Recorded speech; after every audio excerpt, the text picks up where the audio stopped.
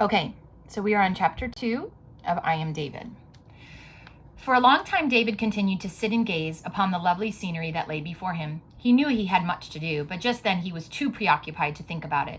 His resolve to go on living seemed to have pushed everything else out of his mind, and he could not take his eyes off what he was looking at. Surely this was what one had eyes for, not for the ugly, dark gray, oppressive buildings of the camp, or the endless flat, bare ground that stretched away, dull brown and empty as far as eye could reach. One had eyes to gaze on beauty, and David looked again and again upon the blueness of the open sea, upon the coastline curving along its shore.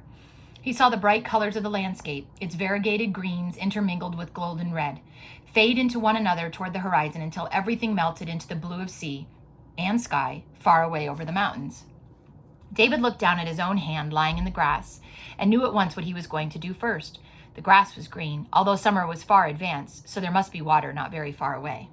He looked first at the sun, then at his compass, and then at the sun again. It was very early. He still had a good hour before he need find a hiding place for the day.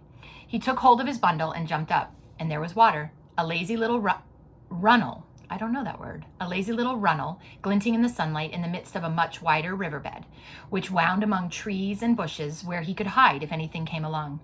David had his clothes off in no time. He had only a shirt and a pair of trousers, kept up with string that the night's soaking had made remarkably stiff.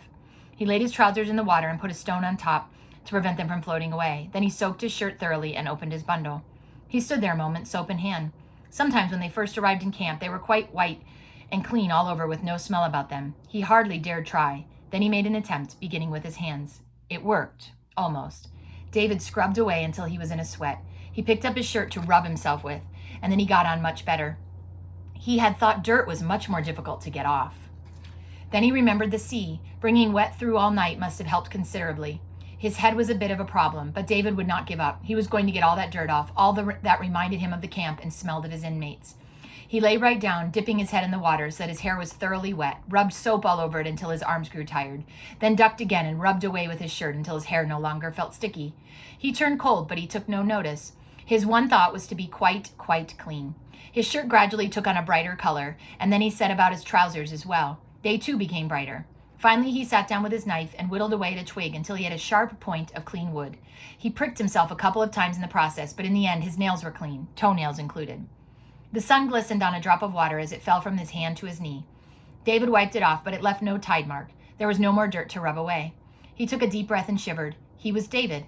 Everything else was washed away, the camp, its smell, its touch, and now he was David, his own master, free.